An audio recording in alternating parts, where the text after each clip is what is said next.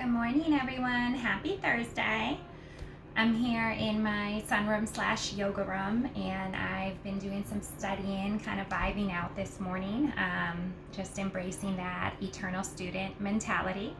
And I wanted to record a quick video vlog just to let everyone know that starting tonight for my Thursday class, my live stream class tonight at 8:15 Eastern, I'm going to be starting a series on the Yamas and the Niyamas. So each week we will focus on one of the Yama or Niyama, and we will just focus our practice around that quality or that value. So if you're unfamiliar with the Yama and the Niyama, they are the first two limbs on Patanjali's 8-limbed path of yoga. And it kind of sets the stage, the groundwork for why we do what we do. So I'm sure people have heard the popular, quotes of yoga isn't something you do, it's something you are. Yoga is a way of life, not a practice, so to speak. Or even one of my personal favorites, yoga chooses you, you don't choose it. So yoga, being union of self with divine consciousness, union of self with totality, with the whole that is,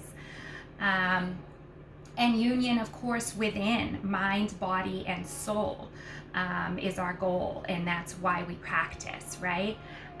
So yoga is an ancient practice and way of life, I would say. It's not, a religion. It's not a philosophy. It's really all encompassing when you get into it. And I really love that on Patanjali's 8-limbed path, he sets forth the first two limbs. You must embody these limbs. You must live by these qualities. You must determine what these qualities mean for you, and how do you embody that in your day-to-day life. So my teacher, one of my teachers, Miss Anna Pilar, informed me that back in the day in ancient India, when a student would be interested in practicing yoga and they would present themselves to a teacher, because back then practice was one-on-one, student working directly under the teacher. It wasn't like these group classes that we have here in the West. But when the student would present themselves to the teacher would get to know that student and would determine, based on their assessment of that student, if the student embodied those first two limbs, the Yama and the Niyama. And if the teacher felt that the student did not embody those limbs, did not live by those limbs, maybe hasn't fully gotten there for whatever reason, whether it's energetic blocks, whatever it may be, if the teacher felt the student did not live by those first two limbs, the teacher would actually deny the student to practice with them, to learn from them. And I know that sounds kind of harsh now, me saying it in that way, but it wasn't like a denial. It was like, go back and learn more, dig deeper, really get in touch with these moral and ethical observations. Really, bring these things fully into your being, in how you talk to yourself, in your internal script, in your external script, and how we interact in the world with our children, with strangers, in the grocery store, in a traffic jam, right?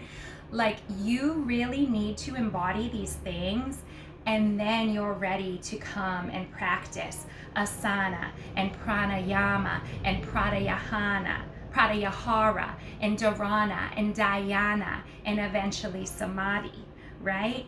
you're not ready for these other limbs and these practices until you've embodied the Yama and the Niyama. So I can talk about this for hours. I am literally rewatching from my vinyasa practice, MVP, which is the school that I got my 200-hour certification from. I am literally rewatching the 8-limbed path presented by Julia Stemko and Tina Hilbert, and every time I feel like I get new things from it. So I love that about the practice, but I could go on and talk about this.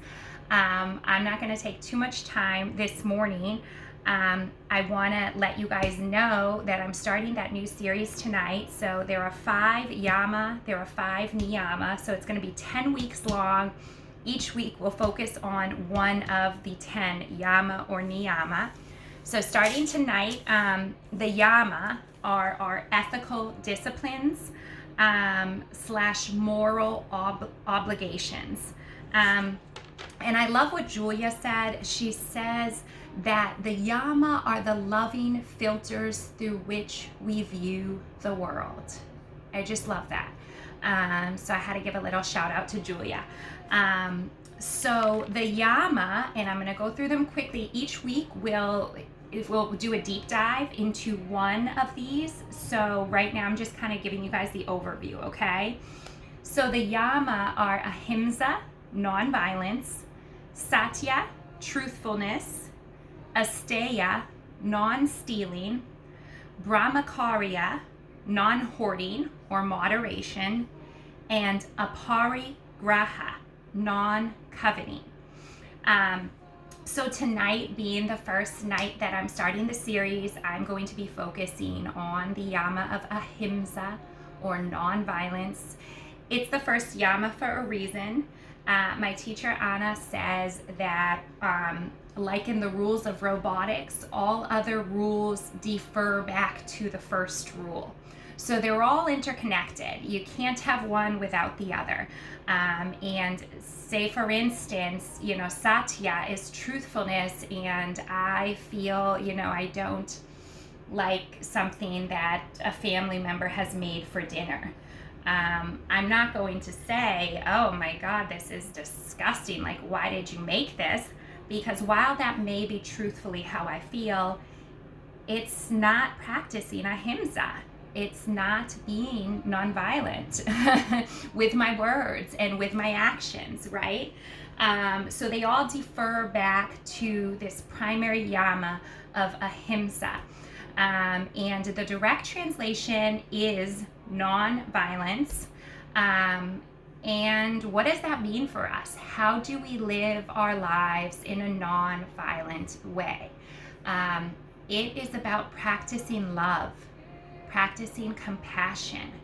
It starts with ourselves, right? Just with all things. If we can't be compassionate for ourselves when we make little mistakes or an error in judgment or whatever it may be, if we can't extend that loving self-compassion to ourselves, how are we able to authentically extend that to others? Right? And I think this is a universal experience. We've all had our own experiences in childhood, and we all may at times find ourselves being self-critical or being hard on ourselves. And while that's, completely normal, when you stop and recognize that and recognize the seeds that that's planting, the energy that it's creating, you can forgive yourself, and you can stop and apply compassionate self-forgiveness and say, I'm not practicing ahimsa with myself. Yes, I made this mistake, and yes, I'm human, and I'm going to work hard to not do that in the future. And I'm going to move forward, extending myself that love and compassion. So tonight with our ahimsa focused flow, we will be moving very slowly.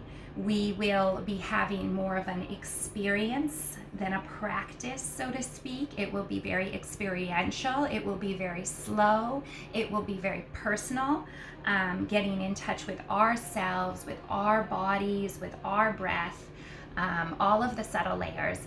And it will be a loving and compassionate practice. So I really hope you join me. Bring any props, bring all your props, bring all your couch pillows, bring your blanket, bring your strap, anything you need to make this practice just as comfortable as it possibly can be.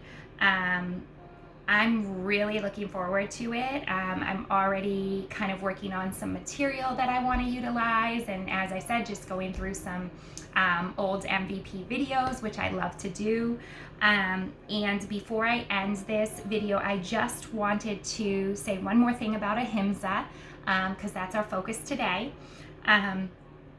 From my Vinyasa Practices student manual, so per Michelle Young, the application of compassion to the parts of us that are hurt or uncertain allows for healing and removal of limiting beliefs.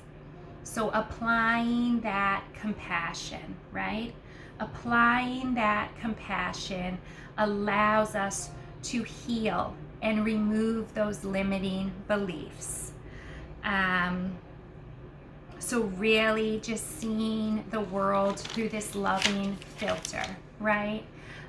Trying to find that love, that commonality within. And Julia, another shout out to you here. In her presentation, she put this quote by BKS Iyengar, which is, "The battle is won when we fight it with love." And that's all I have for you today, yogis. Thank you so much for listening with me. Thank you for being here with me. I really hope you'll join me tonight on the mat for our Ahimsa focused practice, 8:15 Eastern. I'll be there. I hope you will be too. Bye.